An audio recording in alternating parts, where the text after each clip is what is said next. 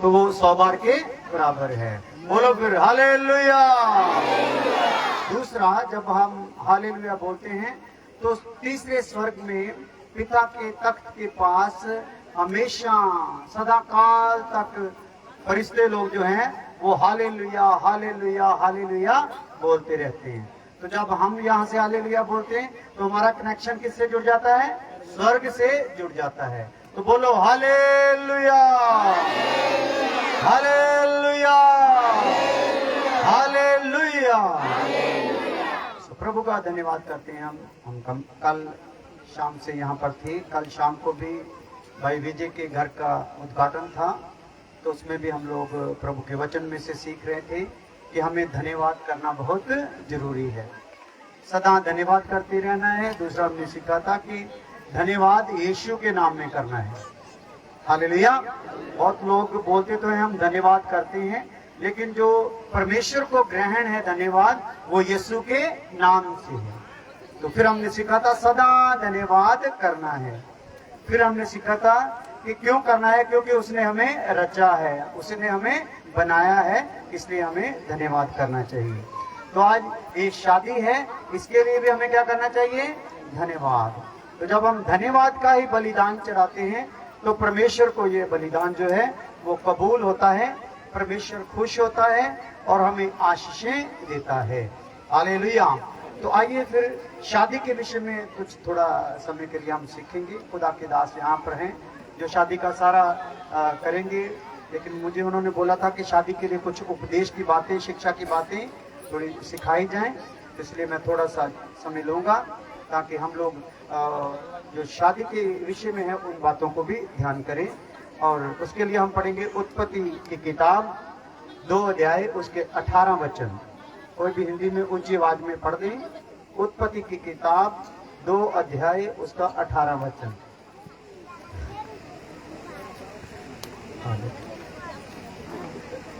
बीच में अभी थोड़ा बच्चों को संभाल लो, बीच में अभी आना जाना किसी का नहीं होगा। जितनी देर वचन चलेगा कोई आपस में बातें नहीं करेगा। फिर यहोवा परमेश्वर ने कहा, आदम का अकेले रहना अच्छा नहीं। फिर यहोवा परमेश्वर ने कहा, लिखा है परमेश्वर यहोवा ने कहा कि आदम का अकेले रहना ठीक नहीं।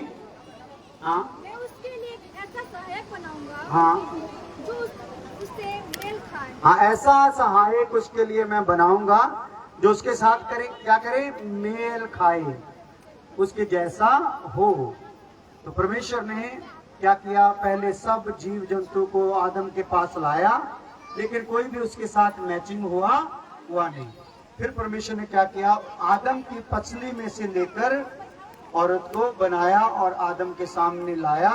और आदम ने बोला, ये मेरी हड्डी में की हड्डी है, मांस में का मांस है, इसलिए ये आदम से निकाली गई है और ये क्या कहलाएगी? नारी। नर से निकाली गई है, ये नारी कहलाएगी।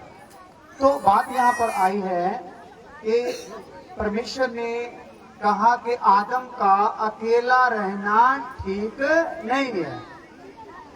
तो इससे हम सीखते हैं कि परमेश्वर ने शुरू से ही ठहरा दिया है कि आदम की शादी होनी चाहिए, चाहे वो हिंदू हो, चाहे वो मुसलमान हो, चाहे वो सिख हो, चाहे वो ईसाई हो, किसी भी जाति का हो, किसी नस्ल का हो, किसी देश का हो, किसी कौम का हो, किसी भी स्थान का हो, क्या करना है? उसको शादी करना है। अगर वो शादी नहीं करता तो वचन में लिखा है परमेश्वर को अच्छा लगता, बोला कि अच्छा नहीं है कि आदम अकेला रहे। तो आदम के लिए फिर क्या हो जाता है? एक मददगार हो जाता है। हालेलुया। तो आदम के लिए परमेश्वर ने एक मददगार के तौर पर औरत को बनाया है। तो औरत जो है आदम के लिए एक मददगार है। तो जो औरत मर्द के लिए एक मददगार के तौर पर चलती है, परमेश्वर उससे खुश होता है, उस औरत को आशीष मिलती है, उस औरत के कारण उनके घराने को भी आशीष मिलती है। Hallelujah hallelujah. फिर आगे हम चलते हैं तो इब्रानियों का खत 13 अध्याय उसके 4 वचन में लिखा हुआ है, शादी करना सब में पवित्र माना जाए। क्या माना जाए भाई? पवित्र माना जाए। सब में का मतलब किसी भी जाति का हो, यहाँ पे भी शादी हो, उसको कैसा मानना चाहिए? पवित्र मानना चाहिए। तो भाई विजय ने जब से हम आए हुए हैं यहाँ शादी में, तो काफी कंट्रोल करके रखा है। ये जो डीजे वाले हैं, ये कल से ही इन लोगों ने अपना प्रोग्राम लगा के यहाँ पे रखा है, लेकिन इसमें कोई भी फिल्मी गीत चलने दिया नहीं। जो भी इसमें चला गाया गया वो सारा क्या था? परमेश्वर की महिमा के भजन गाए गए। हालेलुया। क्योंकि इन्होंने सीखा है हमारे साथ कम से कम जलंधर पंजाब में ये 10 साल से हमारे साथ संगति कर रहे हैं।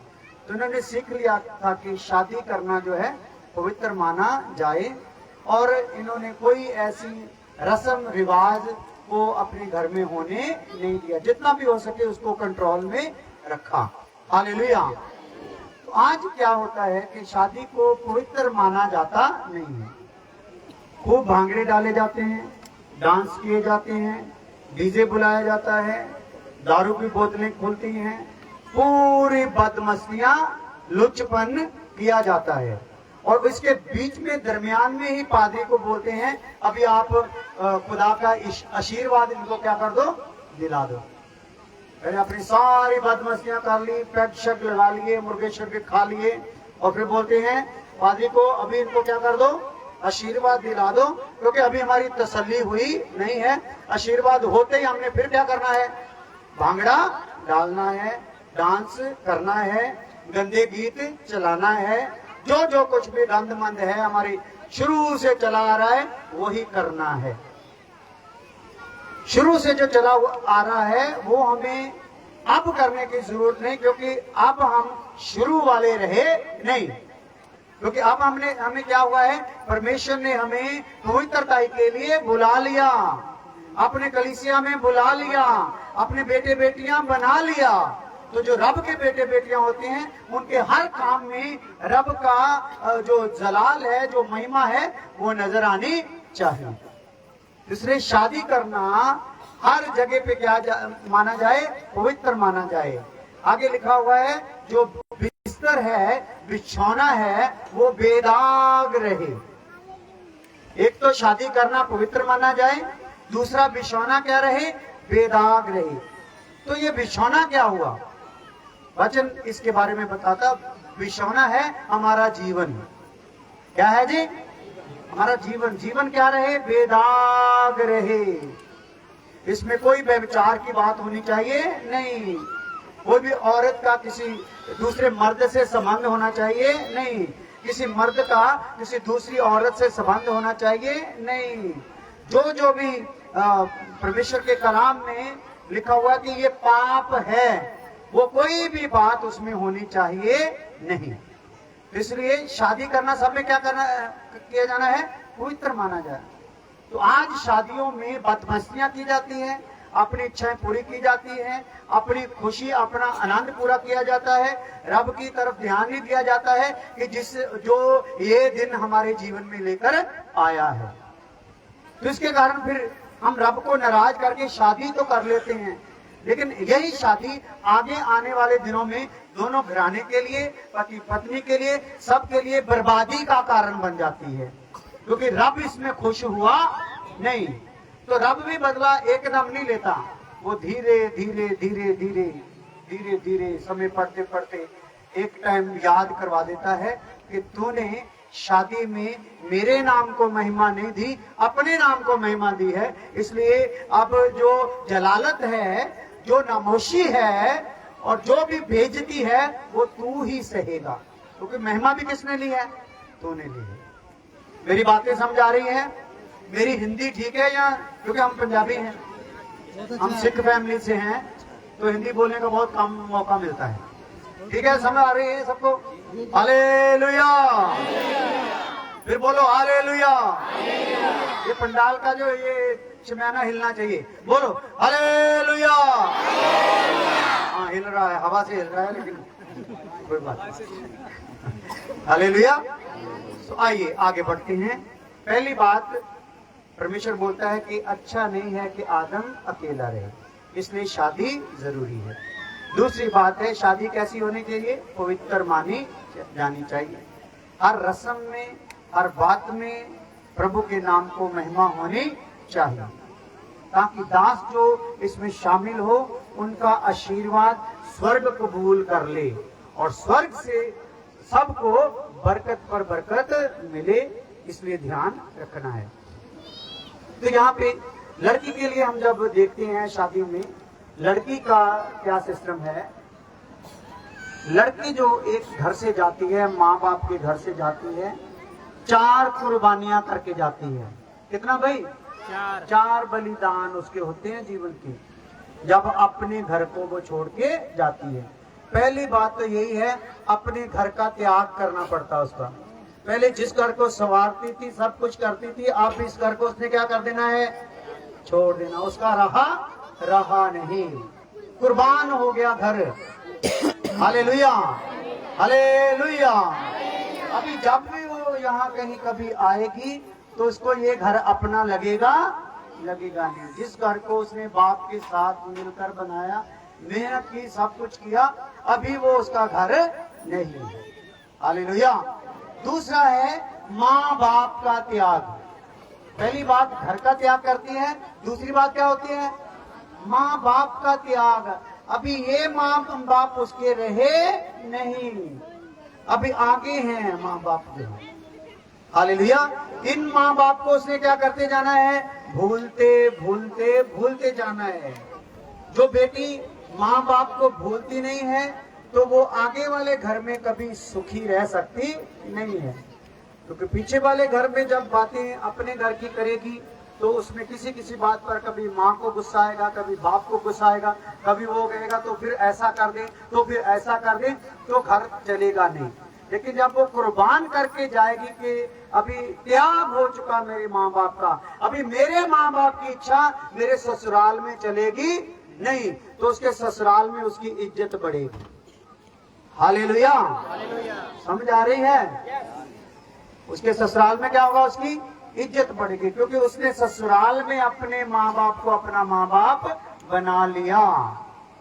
ससुराल में देवर को अपना भाई बना लिया, ननद को अपनी बहन बना लिया। लेकिन आज जो बेटियां जाती हैं, जो पीछे से सिस्टम चालू रखते हैं, आगे फिर वो रिश्ता उनका कायम रहता नहीं।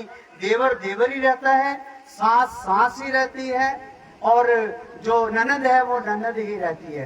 तो जब ऐसे रहते हैं तो झगड़े भी होते रहते हैं। तो हम वचन में देखते हैं कि बाइबल में जब लड़की को शादी कर दिया जाता था, वापस घर में आती नहीं थी, उसी घर को वो अपना समझती थी, उसी घर से उसको आशीर्वाद मिलता था। उन्हीं बेटियों का आज भी हम लोग हजारों हजार साल से जिक्र करते हैं, जैसे रिबका थी, सारा थी। हालेलुया। ये जब गई तो फिर वापस घर में गई नहीं, उसी घर में अपने आप को सेट करके रख दिया, तो उनके माँ बाप भी उनसे फिर मिलने गए नहीं। हालेलुया।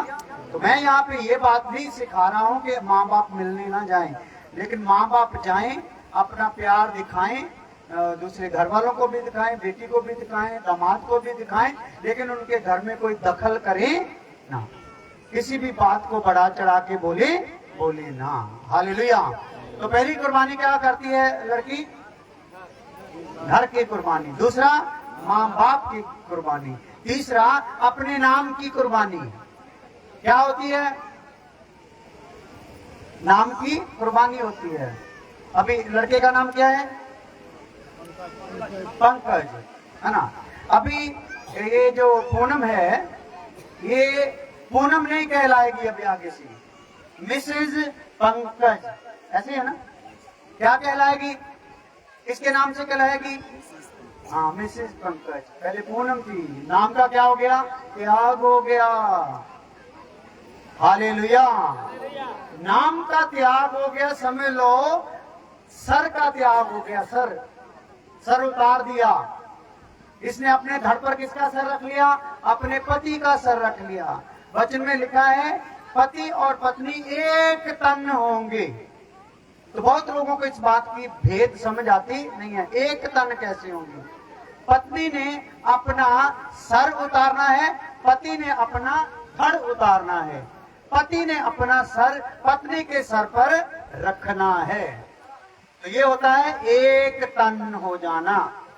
तो फिर जो भी आगे आएगी पति के सर से आएगी, तो बॉडी बन गई, जो देह बन गई है पत्नी उसकी, वो देह में उसकी आज्ञा क्या करेगी, काम करेगी।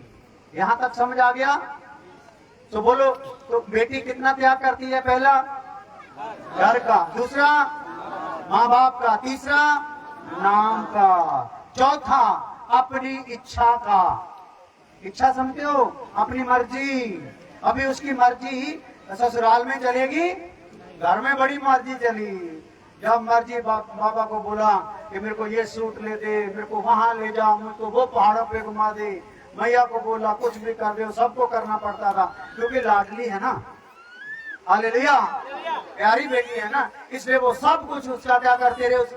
उन्हें पता था एक दिन ये चली जाएगी, हालेलुया। तो वो सब कुछ उसकी इच्छा पूरी करते रहे। लेकिन अभी ये अपनी इच्छा भी कहां पे त्याग करके जा रही है? अपने घर में, हालेलुया। इच्छा का भी त्याग हो गया। 4 बातों का त्याग हमने देखा है, बस समाप्त करते हैं। पहली लड़की ने क्या त्याग करना है? जो आज्ञा निकलेगी उसी हिसाब से उसने चलना है। तो ससुराल में आज्ञा निकले तो चलने में मुश्किल नहीं है। बहुत सी लड़कियों का ससुराल वालों की आज्ञा अच्छी लगती नहीं है। क्यों नहीं लगती? क्योंकि अपने आप को उसमें ढालती नहीं, उसको अपना परिवार समझती नहीं। बाप ससुर को अपना बाप समझती नहीं है। तो इधर बाप चाहे चपेट मारे, चांटा मारे, कुछ भी करे तो वो सहार लेती है। तो ऐसा ही उधर भी क्या करना है? सहारना है। वो भी क्या है? असली में मरते दम तक बाप कौन रहेगा? ससुर। माँ कौन रहेगी? सास। तो जिनके साथ जीवन बिता देना है उन्हीं की आज्ञा में अपने आप को क्या करना है? ढालना है। हालेलुया। तो पति के लिए वचन में लिखा हुआ है, इफिसियों का खत पढ़ लेते हैं। इफिसियों का खत 5 अध्याय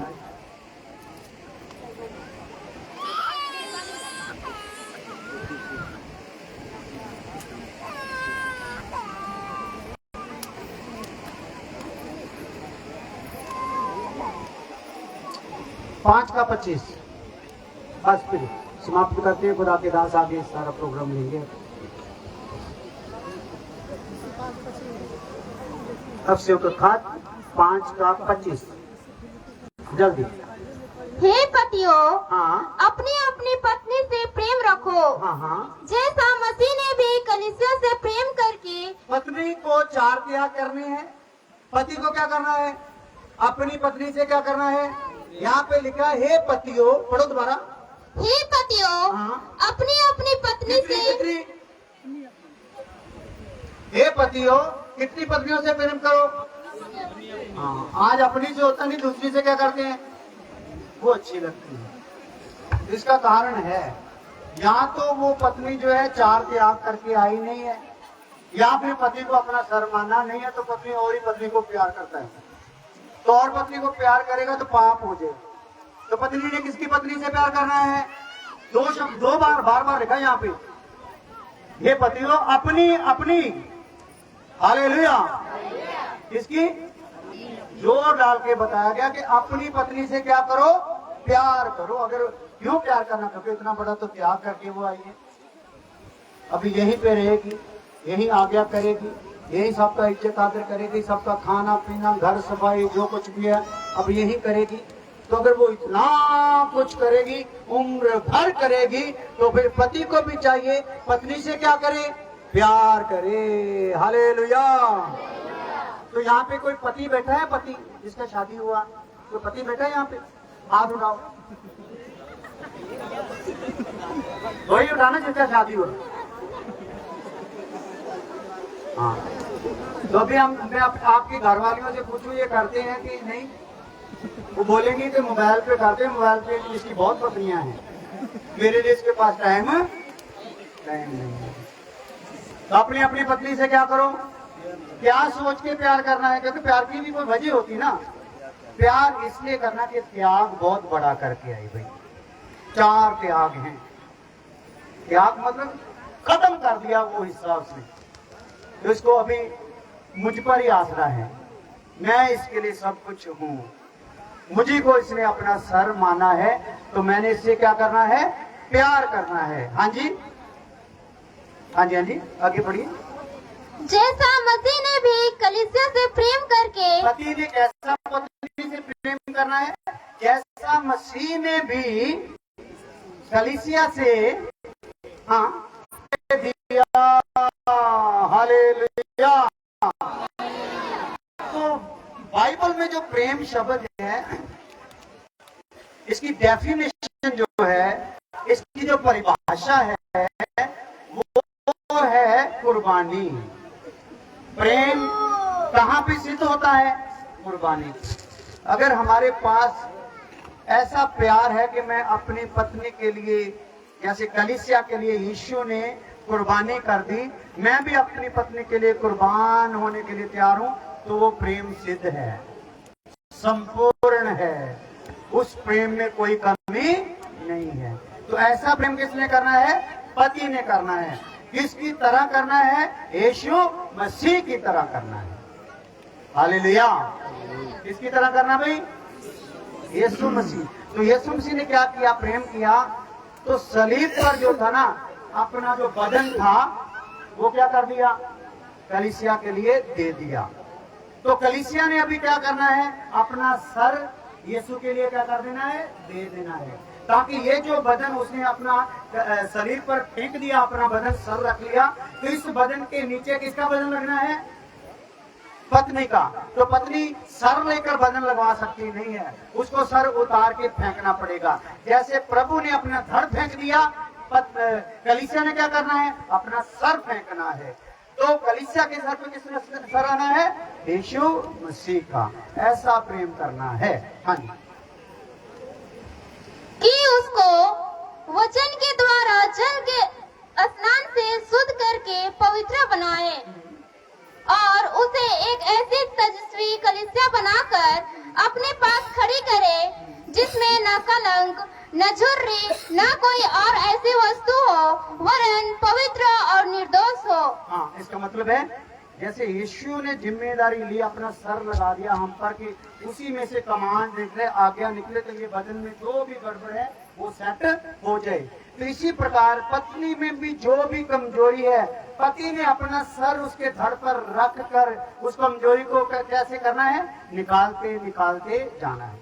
तो आज बहुत से घरों में हम लोग जाते हैं, तो जो बहुत सी जो पत्नियां हैं वो हमसे शिकायत करती हैं, आप बोलते हैं इसका आदर करो, पति का आदर करो। इसका क्या आदर करें, ये तो रोज दारू पीकर नाली में गिरा होता है, ऐसे पति का क्या आदर करें, है ना। कभी अपने कपड़े फाड़ लेता है, कभी अपना नाक फोड़ लेता है, तो इसका तो इससे क्या प्यार करें। तो हम उसको बोलते हैं ये तेरे कारण ही हुआ। हालेलुया। तुझ में अगर 4 कुर्बानियां सेट होती तो ये कभी नाली में गिरता, कभी दारू इसके अंदर जाता नहीं, क्योंकि इसका नशा तो तू थी, तू उसको लग जाती तो दारू इसका कुछ भी कर सकता नहीं था। हालेलुया।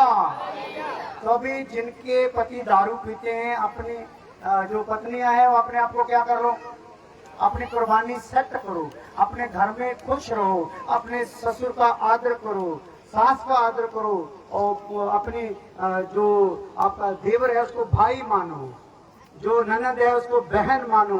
तो पति तो अपने आप ही क्या हो जाएगा, खुश हो जाएगा, वो तो प्यार करेगा और साजो सामान भी लेकर देगा, सूट भी लेकर देगा, गोलगप्पा भी खिलाएगा, पानी पूरी भी खिलाएगा, आइसक्रीम ला कर देगा, नए नए डिजाइन के सूट भी देगा, क्योंकि तूने अपनी जिम्मेदारी निभा ली है। तो खुदा तुझसे खुश हुआ है, खुदा ने तेरे पति के दिमाग को सेट कर दिया, अभी वो अपना फर्ज पूरा करेगा। तो आइए मैं माइक खुदा के दास को देता हूँ। धन्यवाद प्रभु, आप सबको आशीष दे। Praise the lord. प्रभु के दास को बहुत बहुत धन्यवाद। वचन के द्वारा हम सबको उत्साहित किए, और इस समय आइए जब हम वचन को सुने, अपने आप को प्रभु ध्यान देते हैं। जिनके परिवार में समस्या है, जिनके पति पत्नी में नहीं बनती है और जिन घरों में परेशानी या समस्या है, आइए हम प्रार्थना करेंगे